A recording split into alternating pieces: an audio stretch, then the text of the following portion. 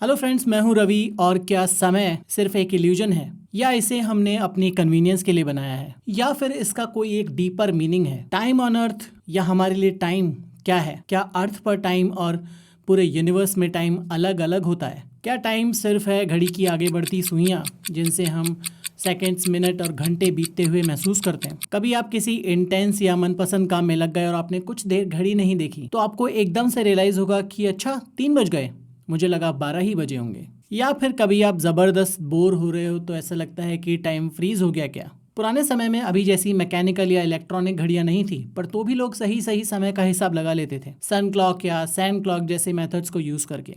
उस समय से लेकर अभी तक ये हुआ कि हमने दिन को 24 घंटों में डिवाइड कर दिया। एटॉमिक क्लॉक में सीजियम एटम के वाइब्रेशंस के बेसिस पर 1 सेकंड को डिफाइन कर दिया। पर क्या सिर्फ यही है टाइम? जी नहीं, बिल्कुल भी नहीं। घड़ी तो सिर्फ टाइम मापने का एक साधन है, और असल में समय कुछ और है। समय को ठीक से समझने के लिए हमें ग्रेविटी, एंट्रोपी और क्वांटम मैकेनिक्स जैसे कॉन्सेप्ट्स को टाइम के रेस्पेक्ट में समझना होगा। हम इन कॉन्सेप्ट्स को बहुत ही सिंपल भाषा में समझने की कोशिश करेंगे, और आज के वीडियो में जानेंगे कि टाइम आखिरकार होता क्या है। Gravity and time. पहले समय को बहती हुई नदी की तरह और स्पेस को फिक्स माना जाता था, बट आइंस्टाइन के आने के बाद से ये समझ में आया कि समय ग्रेविटी से बंधा हुआ रहता है और समय फिक्स नहीं होता, ये रिलेटिव है। यानी आइंस्टाइन की थ्योरी ऑफ रिलेटिविटी से हमारी टाइम को लेकर समझ काफ़ी बढ़ गई। अब हम ये अच्छे से जानते हैं कि टाइम और स्पेस एक दूसरे से बिल्कुल बंधे हुए रहते हैं। टाइम का कोई फिजिकल एग्जिस्टेंस नहीं है, पर तो भी टाइम ही डिसाइड करता है कि यूनिवर्स में किस समय पर क्या होगा।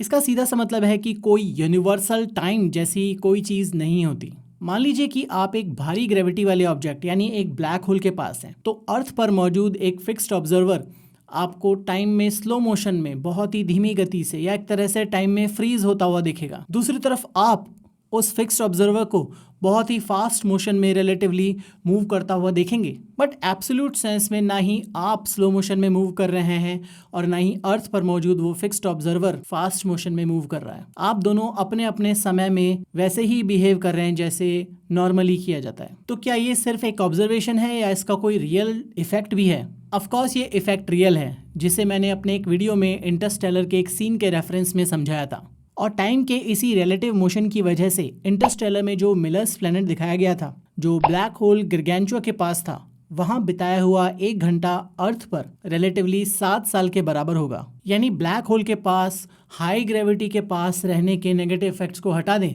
जिसे इंटरस्टेलर में नहीं बताया गया था, तो मिलर्स प्लैनेट पर 4 घंटे रहने पर अर्थ पर रिलेटिवली 28 साल बीत चुके होंगे। पर आप जो मिलर्स प्लेनेट पर हैं, आपके लिए वो 4 घंटे ही होंगे। इसे अच्छे से मैंने यहाँ इस वीडियो में समझाया है, जिसे आप इस वीडियो के बाद देख सकते हैं। अब ये इफेक्ट होता क्यों है? स्पेस टाइम को आप एक 3D वेब या जाल की तरह इमेजिन कीजिए। हाई मास वाले ऑब्जेक्ट्स यानी सेलेस्टियल बॉडीज इस स्पेस टाइम फैब्रिक को स्ट्रेच और बेंड करते हैं, जिसे ही हम ग्रेविटी की तरह परसीव करते हैं। अब चूंकि स्पेस टाइम साथ में 3D वेब फैब्रिक में बंधा है और इसे हम सेपरेट करके नहीं देख सकते, इसलिए टाइम को लंबाई, चौड़ाई और ऊंचाई, जो 3 डायमेंशन स्पेस की हैं, उन्हीं के साथ चौथा डायमेंशन के तौर पर परसीव किया जाता है। अब हम इन 3 डायमेंशन में आगे पीछे और ऊपर नीचे फ्रीली जा सकते हैं, बट टाइम में अनफॉर्चुनेटली हम सिर्फ आगे जा सकते हैं, वो भी एक बोरिंग 1 सेकेंड पर सेकेंड की स्पीड से ही। यानी 1 सेकेंड में हम टाइम में सिर्फ 1 सेकेंड ही आगे जाएंगे। अब मान लीजिए हम एक इमेजिनरी टाइम मशीन बना लें, या फिर हाई ग्रेविटी ऑब्जेक्ट के पास या ब्लैक होल के पास चले जाएं, तो थियोरेटिकली हमारी जो रिलेटिव स्पीड है टाइम में आगे जाने की, वो बढ़ जाएगी और हम मैक्सिमम ऑलमोस्ट 3 लाख किलोमीटर पर सेकेंड तक भी ट्रेवल कर सकते हैं, जो है यूनिवर्स की मैक्सिमम स्पीड, जिसे कहा जाता है स्पीड ऑफ लाइट। तो अगर हम मान लीजिए लाइट स्पीड से ट्रेवल करेंगे, तो हम बाकी लोगों के रिलेटिव में बोरिंग 1 सेकेंड पर सेकेंड जो टाइम में हम आगे जा रहे हैं, उससे कहीं ज्यादा फास्ट टाइम में आगे जा पाएंगे, जिसे टाइम ट्रेवल कहा जाता है। पर इस सेंटेंस में वर्ड थ्योरेटिकल पे ध्यान दीजिए। हम लाइट स्पीड से तो क्या, लाइट स्पीड के 1% पर भी ट्रेवल नहीं कर सकते। और ऑफ कोर्स ऐसा इसलिए है because of the famous equation E=mc²। अब जब हमारा मास नॉन ज़ीरो नहीं है, हमारा मास काफ़ी ज़्यादा है, तो हमें C वैल्यू अचीव करने के लिए इनफाइनाइट एनर्जी लगानी पड़ेगी। इसीलिए हम लाइट स्पीड तो क्या उसका 1% तक भी ट्रेवल नहीं कर सकते। अब ये तो बात हुई रिलेटिविटी और परसीव्ड टाइम की, but question remains the same कि हम टाइम में आगे सिर्फ एक बोरिंग 1 सेकंड पर सेकंड की स्पीड से ही क्यों जा रहे हैं। इसे समझाया जाता है एंट्रोपी के कॉन्सेप्ट से। एंट्रोपी को मैंने एक रिसेंट वीडियो में डिटेल में एक्सप्लेन किया था, उसे भी आप इस वीडियो के बाद तुरंत जाकर जरूर देखिए। और अगर अभी तक इस वीडियो में बने हुए हैं और आपको ये वीडियो फैसिनेटिंग लग रहा है तो चैनल को कृपा करके सब्सक्राइब कर लीजिए और इस वीडियो को भी लाइक और शेयर कर लीजिए। हमारे चैनल के एनालिटिक्स हमें बताते हैं कि जो भी लोग हमारा वीडियो देखते हैं उसमें से 90% लोग सब्सक्राइब नहीं करते। तो आप मुझे पहली, दूसरी या तीसरी बार देख रहे हैं तो why not subscribe to this channel. हम हर हफ्ते फैसिनेटिंग वीडियोस गारंटीड लाते रहते हैं। तो अब बात करते हैं एंट्रोपी और टाइम की। तो टाइम को हम फॉरवर्ड डायरेक्शन में कॉज एंड इफेक्ट की तरह परसीव करते हैं कि पहले कोई काम किया जाएगा और फिर उसका इफेक्ट हम एक्सपीरियंस करेंगे, जिसे हम साइंटिफिकली समझ सकते हैं एंट्रोपी से। एंट्रोपी होता है सिस्टम का डिसऑर्डर या रैंडमनेस का मेजर, यानी अगर कोई क्लोज सिस्टम जितना ज्यादा रैंडम और डिसऑर्डर्ड होगा उसका एंट्रोपी उतना ही ज्यादा होगा। और सेकेंड लॉ ऑफ थर्मोडायनेमिक्स हमें बताता है कि किसी क्लोज सिस्टम का एंट्रोपी या तो समय के साथ कांस्टेंट रहेगा या बढ़ता रहेगा। ऐसा कभी नहीं होगा कि सिस्टम का एंट्रोपी समय के साथ कम हो जाए। यानी एंट्रोपी समय की धारा यानी एरो ऑफ टाइम के हिसाब से, यानी लो एंट्रोपी से हाई एंट्रोपी की तरफ फ्लो करता है। इसे इस तरह से समझिए कि आप एक लकड़ी के ढेर में आग लगाकर थर्मल एनर्जी क्रिएट कर सकते हैं, बट उस थर्मल एनर्जी को इकट्ठा करके वापस लकड़ी में कन्वर्ट नहीं कर सकते। वैसे ही किसी ग्लास को आसानी से हम तोड़ सकते हैं बट उसे ठीक वैसे वापस नहीं जोड़ सकते। पर क्या कोई ऐसा तरीका है जिससे हम एंट्रोपी चेंज के डायरेक्शन को रिवर्स करके टाइम के डायरेक्शन को भी रिवर्स कर दें? अब इसको समझिए ग्लास के एग्जाम्पल से ही। आपने ग्लास को तोड़ा तो इस बात की खरबों संभावनाएं हैं कि वो ग्लास किसी भी तरह से किसी भी रैंडम ऑर्डर में टूट सकता है।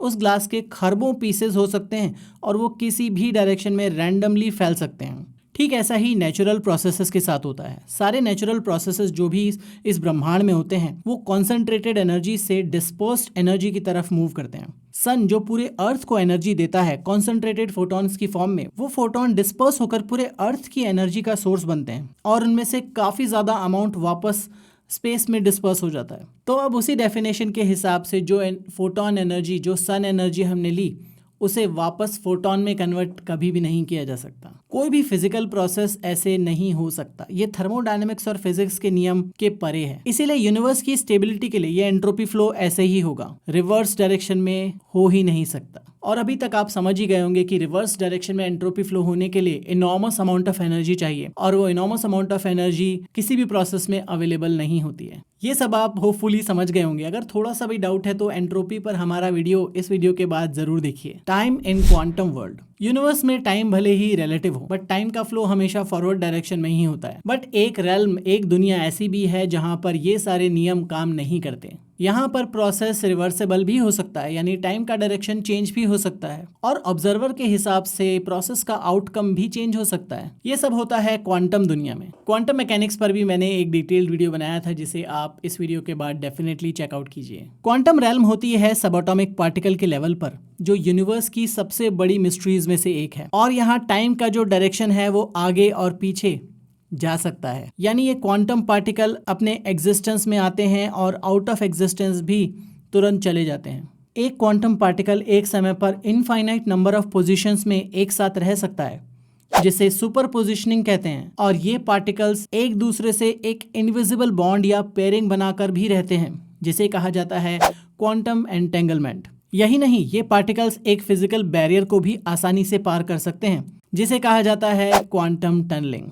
और उनका बिहेवियर सिर्फ इसलिए चेंज हो जाता है जब उन्हें ऑब्जर्व किया जाता है। इन सब कॉन्सेप्ट्स को मैंने डिटेल में अपने क्वांटम मैकेनिक्स वाले वीडियो में एक्सप्लेन किया है। बट यहाँ मुद्दे की बात है कि जो भी मैक्रोस्कोपिक वर्ल्ड में यानी हमारी दुनिया में पॉसिबल नहीं है, यानी टाइम का रिवर्सेबल होना, एक समय पर सभी पोजीशन में एक साथ एग्जिस्ट कर पाना और फिजिकल बैरियर से पास हो जाना, क्वांटम वर्ल्ड में ये सब पॉसिबल है। ऑफकोर्स इसका एग्जैक्ट मैकेनिज्म, इसका डिटेल्ड मैकेनिज्म अभी तक अननोन है कि ऐसा होता क्यों है। इसीलिए क्वांटम दुनिया साइंस की सबसे बड़ी अनसुलझी गुत्थियों में से एक है। Last but not the least, मान लीजिए कि यूनिवर्स में टाइम ना होता तो क्या होता? क्या ये यूनिवर्स और हम सब एग्जिस्ट करते या नहीं, या हमारा एग्जिस्टेंस किसी दूसरी तरह से होता? और आपके टाइम को लेकर या साइंस को लेकर जो भी क्वेश्चंस हों वो आप कमेंट सेक्शन में बहुत आसानी से मुझसे पूछ सकते हैं और उस पर हमें एक डिटेल्ड वीडियो भी इफ नीडेड बनाए। और एंट्रोपी और क्वांटम मैकेनिक्स पर जो हमारे वीडियो हैं वो आप यहाँ पर क्लिक करके देख सकते हैं। चैनल को भी तुरंत सब्सक्राइब कर लीजिए। Stay curious and stay logical. मिलूंगा अगले वीडियो में। Thank you so much.